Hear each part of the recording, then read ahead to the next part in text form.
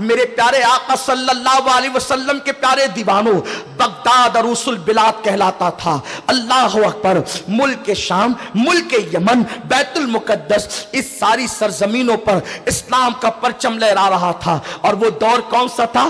6 صدی ہجری کے بعد کا دور تھا۔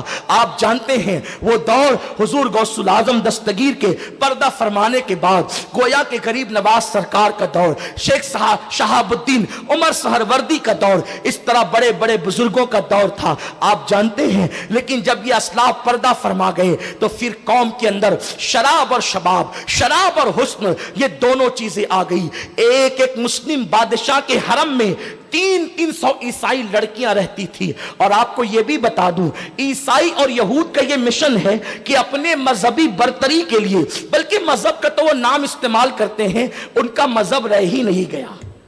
جو مذہب جناب موسیٰ لے کر آئے تھے، اب وہ مذہب یہودیوں کے پاس نہیں۔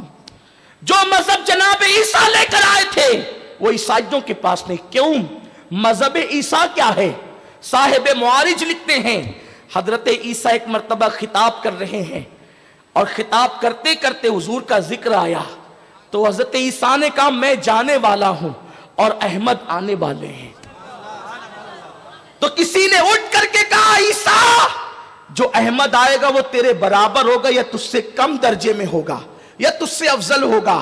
جناب عیسیٰ علیہ السلام کی آنکھوں میں آنسو تھے، کہا تو برابری نچلے اور اچلے کی بات کرتا ہے، بس محمد کی عظمت اتنے پہ سمجھ لے کہ عیسیٰ تمنا کر رہا ہے کہ زندگی میں ایک مرتبہ، زندگی میں صرف ایک مرتبہ، زندگی میں صرف ایک مرتبہ مجھے محمد کی نالین کے تسمے باندھنے کا موقع مل جائے تو عیسیٰ کے مقدر کی معراج ہو جائے۔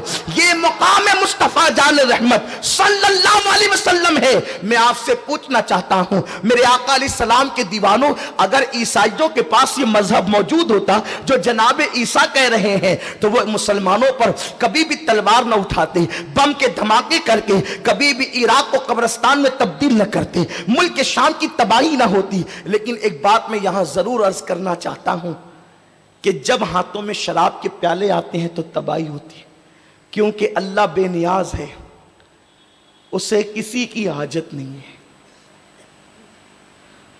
اس کی شان بے نیازی سے پناہ مانگو۔ جب اللہ کے بندے اللہ کے قانون کو پیٹ کے پیچھے ڈال دیتے ہیں تو اللہ ان پر ظالم حکمراں مسلط کرتا ہے۔ ایک ایک مسلم بادشاہ کے حرم میں 300 عیسائی لڑکیاں، اور عیسائیوں نے اپنی حسین لڑکیوں کو بے دریغ استعمال کیا، مسلم نوجوانوں کو، بادشاہوں کو، حکمرانوں کو عیاش اور آوارہ بنانے کے لیے۔ اور آج بھی امت مسلمہ کے جوانوں کو عیاشی کی طرف لے جانے کے لیے، فحاشی اور بدکاری کی طرف لے جانے کے لیے اس طرح کے گندے اور غلیظ تہواروں کے نام پر یہ عیاشی کے موقع فراہم کیے جاتے ہیں، اس لیے کہ جو گناہ کی لذت ایک مرتبہ چکھے گا تو شیطان گناہ کو اتنا لذیذ بنا کر پیش کرتا ہے کہ پھر وہ اس دلدل میں ڈوب جائے گا۔ گناہ اس دلدل کا نام ہے، ایک قدم تم بڑھاؤ گے، دوسرا قدم خود بڑھے گا۔ تو لوگ اچھی طرح جانتے ہیں کہ ایک مرتبہ شراب پلائیں گے سال کی پہلی شب میں، پھر زندگی بھر پلانے کی ضرورت نہیں پڑے گی۔ ایک مرتبہ زنا کی طرف لے جائیں گے، دوسری طرف زنا کی طرف لے جانے کی دوسری بار ضرورت نہیں پڑے گی۔ تو کیا ہوا؟ جب ایک ایک مسلم حکمرانوں کے حرم میں، حکمراں کے حرم میں 300 عیسائی لڑکیاں بسنے لگی تو پھر اللہ تبارک و تعالیٰ نے اس قوم پر ہلاکو خان کو مسلط کیا۔ جب ہلاکو خان چلا، حضرت سیدنا مخدوم اشرف جہانگیر سمنانی رحمت اللہ علیہ فرماتے ہیں اس کی فوج کا حال ایسا تھا جیسے پہاڑ چلے آ رہے ہیں، اور انہوں نے چوٹیوں کی طرح مسلم حکمرانوں کو کچل دیا، اس لیے کہ جو قوم عیاش ہو جاتی وہ قوم بزدل ہو جاتی۔ جن کو بال سنوارنے سے فرصت نہیں ہو، جن کو میک اپ کرنے سے فرصت نہیں ہو، وہ امت کی بکھری ہوئی زلفوں کو ناخن تدبیر سے کیسے سنواریں گے؟ جن کو خود اپنی فکر اور کسی کی فکر نہ ہو، اور آج مسلم نوجوانوں کو اس منزل پر پہنچا دیا گیا۔ جو بہت نیک نوجوان ہے وہ نکڑ پر بیٹھ کر گیم کھیلتے ہیں، حالانکہ گیم کھیلنا بھی ناجائز وہ گناہ ہے۔ گیم میں تو کوئی تصویر نہیں ہوتی، گیم میں تو کوئی فحاشی اور بدکاری نہیں ہوتی، لیکن گیم کھیلنے سے وقت ضائع ہوتا ہے، اور جو قوم وقت ضائع کرتی ہے وہ قوم کبھی ترقی نہیں کر سکتی۔ میرے پیارے آقا صلی اللہ علیہ وسلم کے پیارے دیوانوں، انٹرنیٹ پر رات کے 2-2 3-3 بجے تک، بلکہ پوری رات چہرے پہ چادر ڈال کر جو لوگ زنا کے مناظر دیکھتے ہیں وہ کون ہے؟ مسلم نوجوان ہے۔ 4-6 لڑکے مل کر ایک جگہ پر وائی فائی لگا لیتے ہیں اور رات بھر بیٹھ کر یا نصف شب تک کے گناہوں کے اندر ڈوبے رہتے ہیں۔ مسلم جوان وہ نہیں جو گناہوں کے اندر راتوں کو گزار دے۔ آؤ مسلم جوانوں کی جوانی کیا تھی، اللہ اکبر۔ خالد ابن ولید کی جوانی دیکھو، طارق بن زیاد کی جوانی دیکھو، محمد بن قاسم کی جوانی دیکھو۔ آپ کو پتا ہے کیسے وہ جوان تھے جن کی راتیں مسلح پر گزرتی آنسو بہاتے ہوئے، اور دن امت کی رہنمائی میں گزرتا۔ لیکن یہاں تو شراب و شباب کے سوا کوئی بات ہی نہیں، لطیفے کے سوا کوئی بات ہی نہیں، شاعری کے سوا، غزل کے سوا کوئی بات ہی نہیں۔ یہ بھیونڈی ہے، مالیگاؤں کی تہذیب یہاں سے ملتی جلتی ہے۔ یہاں کے لوگ مشاعرے کرتے ہیں، مالیگاؤں میں بھی کچھ سرفرے لوگ ہیں جو مشاعرے کرتے ہیں۔ اگر ادبی مشاعرہ ہو تو مجھے کوئی اعتراض نہیں کہ ٹھیک ہے، ادب اور ادیبوں سے اپنا بھی لگاؤ ہے، لیکن اب تو باضابطہ طور پر شاعرات کو بلایا جاتا ہے اور وہ میک اپ کر کے آتی ہے اور ایسی غزلیں پڑھتی ہے جس سے نوجوانوں کی شہوات اور نفسانی خواہشات بھڑکتی ہے۔ آقا کریم صلی اللہ علیہ وسلم کے غلاموں، میں تم سے پوچھنا چاہتا ہوں، جو قوم تباہی کے دہانے پر پہنچ گئی ہو، کہ وہ قوم اب بھی شاعری میں، شباب میں اور شراب میں ڈوب جائے گی؟ ذرا احساس تو کرو۔ اور یہ مت سمجھنا ہندوستان میں رہ کر جو تم کو 3 مرتبہ پیٹ بھر کے کھانا مل رہا ہے اور نرم گدے پر تم راتیں گزار رہے ہو، یہ دن ہمیشہ رہیں گے۔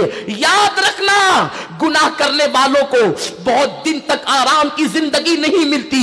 اللہ تبارک و تعالی مجرموں کو بہت دن تک کے مہلت نہیں دیتا، پھر میرا اللہ خفیہ تدبیر کرتا ہے۔ تمہیں پتا ہے گناہ کرنے والوں کو صرف ہلاک نہیں کیا جاتا، بلکہ جو گنہگاروں کی صحبت میں رہتے ہیں اللہ ان کو بھی ہلاک کر دیتا ہے۔ میرے آقا مصطفیٰ کریم رؤوف الرحیم صلی اللہ علیہ وسلم نے فرمایا، اگر طوفان نوح سے کوئی بچ سکتا تھا، نوح کے طوفان سے، وہ اللہ نے جو عذاب بھیجا تھا قوم نوح پر طوفان، اگر اس سے کوئی بچ سکتا تھا تو وہ ایک 6 مہینے کا بچہ بچ سکتا تھا۔ 6 مہینے کا ایک بچہ تھا اور وہ اپنی پاپی مشرکہ اور نوح علیہ السلام کا مذاق اڑانے والی ماں کی گود میں تھا۔ جب طوفان آیا، زمین سے پانی نکلا، آسمانوں سے پانی برسا، حتیٰ کہ روایتوں میں یہاں تک آیا ہے کہ جو جلتے ہوئے تندور تھے اس سے بھی پانی نکلنے لگا، اور اس عذاب کے اندر حضرت نوح کی بیوی بھی ڈوب گئی، نوح کی بیوی بھی ڈوب گئی، نوح علیہ السلام کا بیٹا بھی ڈوب گیا۔ غور تو کریں، کس بلا کی میں سے ہے سرشار ہم، دن ڈھلا ہوتے نہیں ہوشیار ہم۔ اگر جناب نوح کی بیوی اللہ کے پیغمبر کی مخالفت کرے تو اللہ اس کو بھی عذاب میں غرق کر دے۔ ہم آخر کون سے سرخاب کے پر لے کر کے آئے ہیں کہ ہم جو کریں ہمیں کچھ نہیں ہوگا، ہمیں کچھ نہیں ہوگا؟ ہم نے غوث و خواجہ کا دامن پکڑا، ہمیں کچھ نہیں ہوگا؟ ہم رسول اللہ کی امتی، ہمیں کچھ نہیں ہوگا؟ سنو، امت محمدیہ پر اجتماعی عذاب نہیں آئے گا، یعنی جیسے اور قوموں کو مکمل طور پہ تباہ کر دیا گیا ویسے امت محمدیہ تباہ نہیں ہوگی، کیونکہ میرے آقا نے فرمایا میری امت کبھی گمراہی پر جمع نہیں ہو سکتی۔ جب امتی گمراہی پر ساری امت جمع نہیں ہوگی تو یہ ہلاک بھی نہیں ہوں گے، یہ مخالفت کریں گے گمراہوں کی تو ہلاک نہیں ہوں گے، لیکن اجتماعی عذاب نہیں آ سکتا، انفرادی عذاب آ سکتا ہے۔ تم خود گناہ کرو گے تو ہلاک کر دیے جاؤ گے، تباہ اور برباد کر دیے جاؤ گے۔ میرے آقا فرماتے ہیں طوفان نوح سے اگر کوئی بچ سکتا تھا تو ایک 6 مہینے کا بچہ، لیکن وہ بھی نہیں بچا۔ ایک ماں جو جناب نوح کی نافرمان تھی، ان کا مذاق اڑانے والی اور قوم نوح کا ساتھ دینے والی تھی، وہ اپنے بچے کو گود میں لے کر کے بھاگی اور ایک ٹیلے پر چڑھ گئی۔ پانی وہاں تک پہنچا، اس کے گود میں بچہ تھا۔ آقا فرماتے ہیں کمر تک پانی ہوا تو اس نے بچے کو اٹھایا، پھر اور اوپر پانی ہوا تو اس نے کندھے پہ بٹھایا، کندھوں تک پانی گیا تو اس نے سر پہ بٹھایا، لیکن جب سر تک پانی گیا تو بچہ بھی ڈوب گیا، اس کی ماں بھی ڈوب گئی۔ شارحین کہتے ہیں بچے کا قصور کیا تھا؟ وہ تو 6 مہینے کا بچہ تھا۔ امام ابن جریر طبری فرماتے ہیں وہ 6 مہینے کا بچہ تھا، اس کا قصور کیا تھا؟ وہ کیوں ڈوب گیا؟ اس کے ڈوبنے کی وجہ کیا تھی؟ تو خود ہی جواب دیتے ہیں وہ بچہ تو بے قصور تھا، لیکن جس کے سر پہ بیٹھا تھا وہ سر قصوروار تھا، وہ سر مجرم تھا، وہ سر گنہگار تھا۔ تو گنہگار کے وجود سے اس کا جسم مس تھا، اس لیے اللہ نے اس کو بھی غرق کر دیا۔ مجھے بتاؤ میرے پیارے آقا صلی اللہ علیہ وسلم کے دیوانوں، ایک 6 مہینے کا بچہ ایک مجرمہ کی گود میں ہو، اس کے سر پہ ہو، اس کے کندھے پہ ہو، تو اللہ اس بچے کو بھی عذاب میں گرفتار کرتا ہے۔ اور ہم تو کن جرائم کی طرف جا رہے ہیں؟ اللہ اکبر! جن جرائم کو، بلکہ جس جرم کو آقا نے ام الخبائث کہا ہے، آپ جانتے ہیں آقا کریم رؤوف الرحیم صلی اللہ علیہ وسلم فرماتے ہیں کہ میرے اللہ نے مجھے بیان کیا اور میرے اللہ نے مجھ سے یہ کہا، مجھے اپنے عزت و جلال کی قسم، مجھے میری کبریائی کی قسم، اے محبوب تیرا کوئی امتی جتنا شراب پیے گا، جتنی مقدار میں شراب پیے گا، اتنی ہی مقدار کے اندر میں اس کو جہنمیوں کا پیپ پلاؤں گا۔ اور اللہ عز و جل نے فرمایا حبیب جو تیرا کوئی امتی شراب جتنی مقدار میں پیے گا، میں اتنی مقدار میں اس کو جہنمیوں کا پیپ پلاؤں گا اور اس پر جنت کی خوشبو کو بھی حرام کر دوں گا۔ میرے آقا صلی اللہ علیہ وسلم کے پیارے دیوانوں، یہ کون کہہ رہا ہے؟ یہ وہ رحمتیں تمام کہہ رہا ہے جو پوری رات تک کے امت کی مغفرت کے لیے دعا کرتے رہے۔ لوگوں آج ہمیں نشے کی طرف لے جایا جا رہا ہے، ہمارے چھوٹی عمر کے جوانوں کو نشے کی طرف لے جانے کی کوشش کی جا رہی ہے۔ یاد رکھو